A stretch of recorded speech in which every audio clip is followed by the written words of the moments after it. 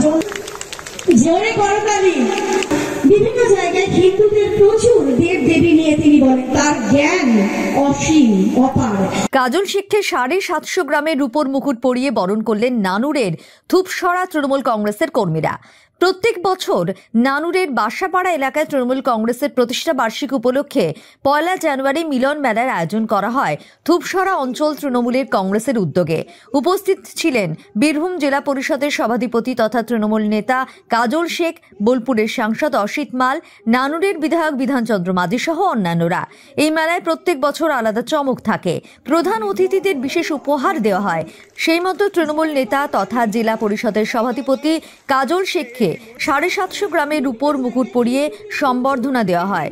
প্রসঙ্গত, অনুব্রত মণ্ডল জেলে যাওয়ার আগেই এই মিলন মেলায় প্রধান অতিথি রূপে উপস্থিত হতেন। তখন এই মেলার দায়িত্বে ছিলেন অনুব্রত ঘনিষ্ঠ কেরিম খান। সেই সময়ও অনুব্রত মণ্ডলকে কখনো রূপোর তরবারি, পাচন, আবার কখনো রূপোর ঢাক উপহার তুলে দেওয়া হতো। অভিষেক বন্দ্যোপাধ্যায়ের নির্দেশ মতো চলতে হবে। তাই যারা দুর্নীতিগ্রস্ত তাদের এ দলে ঠাঁই হবে না। এটা আমার কথা নয়, মমতা বন্দ্যোপাধ্যায়ের কথা। এটা আমার কথা নয়, অভিষেক বন্দ্যোপাধ্যায়ের কথা। যদি দুর্নীতি করবে বসে যাও, অন্য দল আছে চলে যাও, মমতা বন্দ্যোপাধ্যায়ের দলে ঠাঁই হবে না। সরকার পথে চলতে হবে। হিন্দু মুসলমান শিখ খ্রিস্টান চাই ভেদাভেদ করা চলবে না। সমস্ত সম্পদের মানুষকে নিয়ে চলতে হবে। এটা তৃণমূল কংগ্রেস দল, এটা মমতা বন্দ্যোপাধ্যায়ের দল।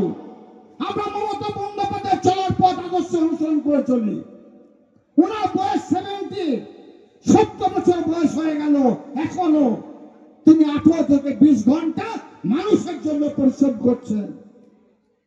আর অনেকে ভাবছেন আমি প্রধান হয়েছি, আমি সভাপতি হয়েছি, আমি দায়িত্ব পেয়েছি, এসি ঘর থেকে বেরোবো না, বন্ধু চলবে না।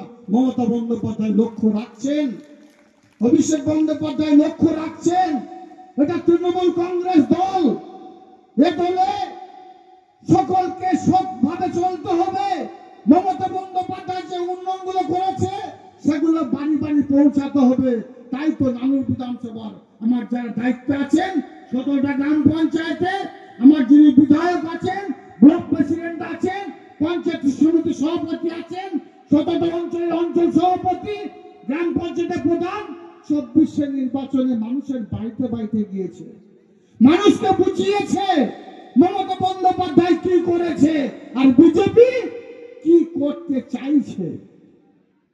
তাই তো দুহাত ধরে বাংলার মানুষ নানুর বিধানসভা